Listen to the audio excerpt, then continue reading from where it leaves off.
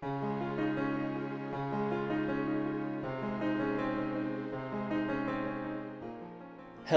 and welcome back to the channel. In this video series, I am explaining how to get the declaration of matrimonial nullity in the Catholic Church. Many people want to get married in the Catholic Church, but they cannot do it because there is a previous marriage in the way. In such situation, the most common solution is to request the declaration of nullity of the previous marriage. However, as I explained in the introduction video, even though the annulment or declaration of nullity is better known, there is another option, the dissolution of the marriage. The difference is that the declaration of nullity officially certifies that the marriage never existed, while the dissolution ends a marriage, but without questioning whether it was valid or not. In cases of nullity, the matrimonial bond was not created at the time of the wedding, because something essential was missing. In the dissolution, however, the matrimonial bond was created at the time of the wedding, and the church dissolves it so that the parties may celebrate a new wedding. The Catholic Church dissolves two kinds of marriages: non-sacramental and non-consummated marriages. Marriage is one of the 7 sacraments of the Church. A marriage is sacramental when both spouses are baptized. Sacramental marriages are also called ratified marriages.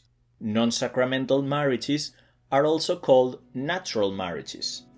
Consummation takes place when the spouses have sexual intercourse for the first time after the wedding. According to the Catholic doctrine, the Church does not have the power to dissolve sacramental and consummated marriages.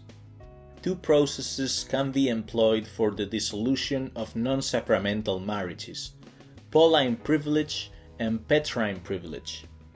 Pauline Privilege receives its name from the Apostle St. Paul, who said in his first letter to the Corinthians, "But if the unbelieving partner desires to separate, let it be so.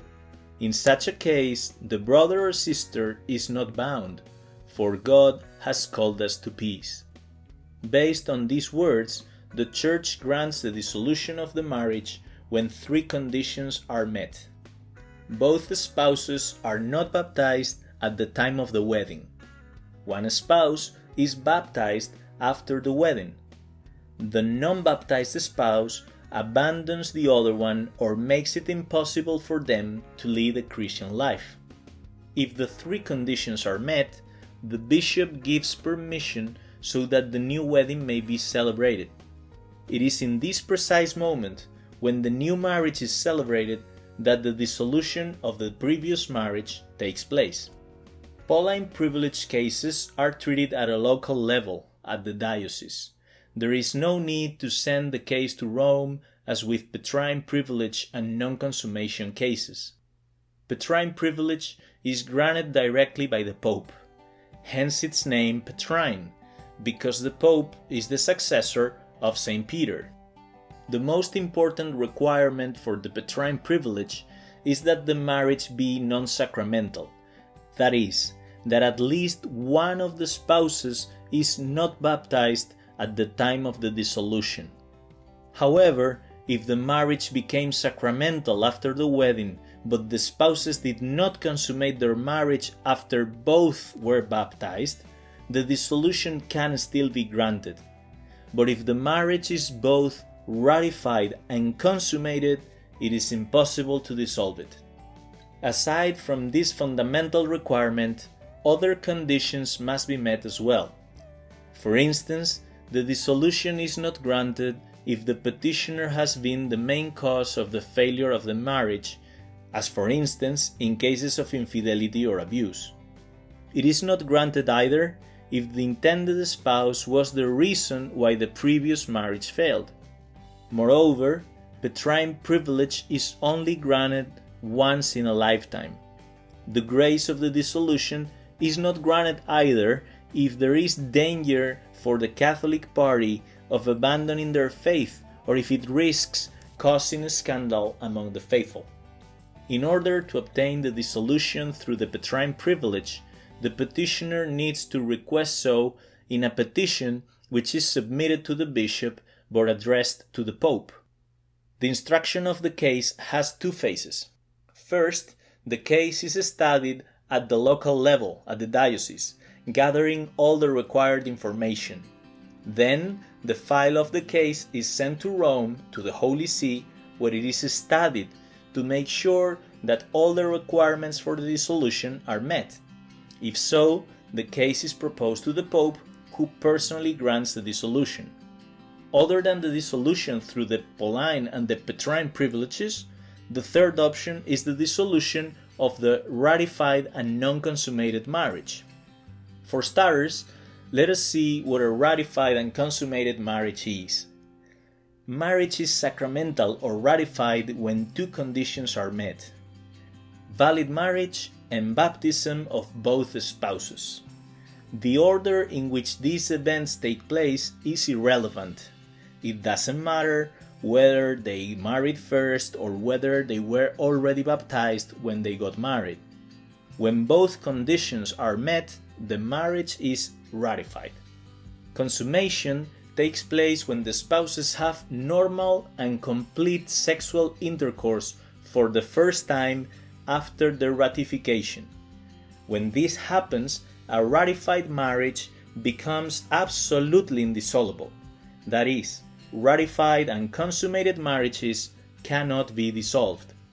Even though it is uncommon for the spouses not to consummate their marriage, there are, however, different reasons why this can happen. Sometimes the spouses are separated, willingly or not, immediately after the wedding, and they don't even have the opportunity to consummate.